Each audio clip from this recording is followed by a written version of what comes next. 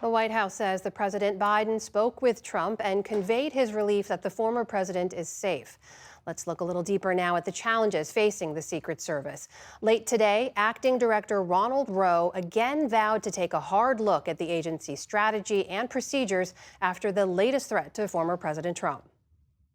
The Secret Service's protective methodologies work, and they are sound, and we saw that yesterday. But the way we are positioned right now in this dynamic threat environment, it has given me guidance to say, you know what, we need to look at what our protective methodology is. We need to get out of a reactive model and get to a readiness model. For more now, we're joined by Carol Leonnig, investigative reporter with The Washington Post and the author of Zero Fail, The Rise and Fall of the Secret Service. Carol, good to see you. Let's just start with what we learned from the acting director there this afternoon. The suspect here did not have a line of sight to former President Trump, never fired his weapon. So what are you hearing from your Secret Service sources? Do they consider this a success? They do consider it a success in one respect, Amna, and that is that this gunman never got a shot off at the agents or at former President Trump.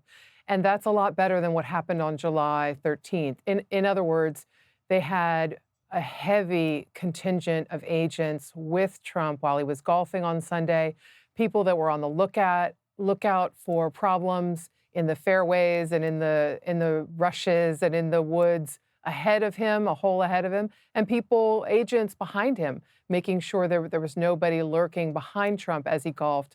And that extra presence ended up being extremely successful in that an agent who was assigned to Trump's protection was a few hundred yards ahead of him before he was golfing and was able to spot this gunman and a barrel poking through the fence line. But what I'm also hearing is that Director Rowe is very concerned about the safety of Donald Trump going in through this election. 2 times now in 9 weeks, he has been the subject or the target of a gunman with a long rifle and a semi-automatic, and that is really disturbing. There are big questions about whether or not the service can protect him on an enormous field that is called a golf course, especially when it is porous, unsecured, and not on a military base, as some of the places where President Obama and President Reagan used to golf. Carol, as you heard my colleague Laura report there, the Palm Beach County Sheriff noted if Trump were a sitting president, the security presence would be different. You noted the success in this particular case, that no shots fired, he remained unharmed. But has former President Trump's detail changed at all since the last assassination attempt? And should it change moving forward? It absolutely has changed since July 13th. I'm told that he had a contingent with him on Sunday that was at least a Secret Service contingent with him that was equivalent to the protection level for a president. What's different, of course, is that they didn't close off streets, the public streets that sort of border this golf course in West Palm Beach. And that might have been done, or that might have been temporarily done for some fairways that he was playing through that are very close to these roadways.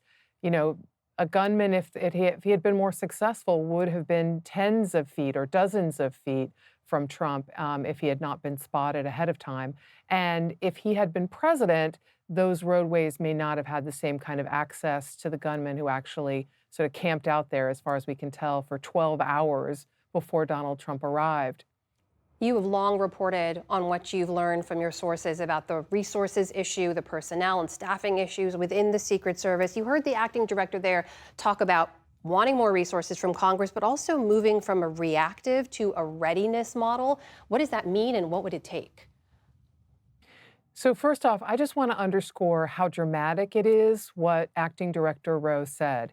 There has been no director of the Secret Service who has suggested there was anything that needed fixing in the protective model, or suggested that the Secret Service was more reactive than proactive.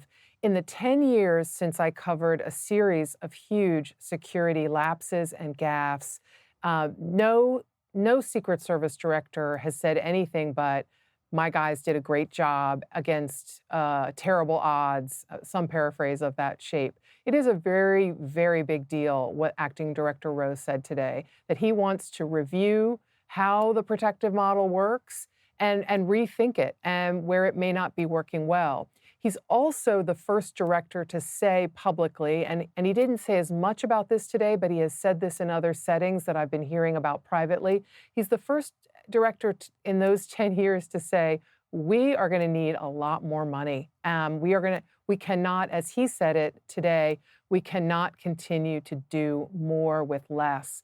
And that's an acknowledgement that just isn't part of the Secret Service's DNA. They're always of the mind, and I've met many directors, they're always of the mind, hey, boss, we got this, we got your back, everything's fine.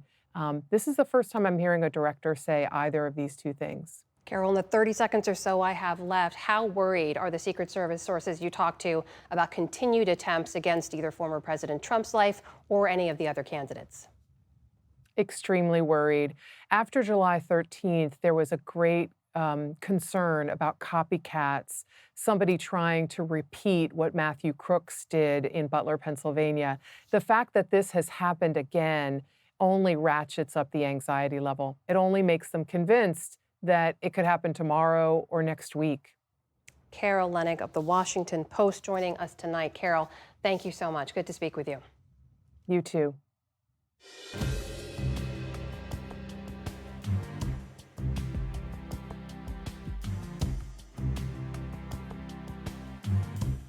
The day's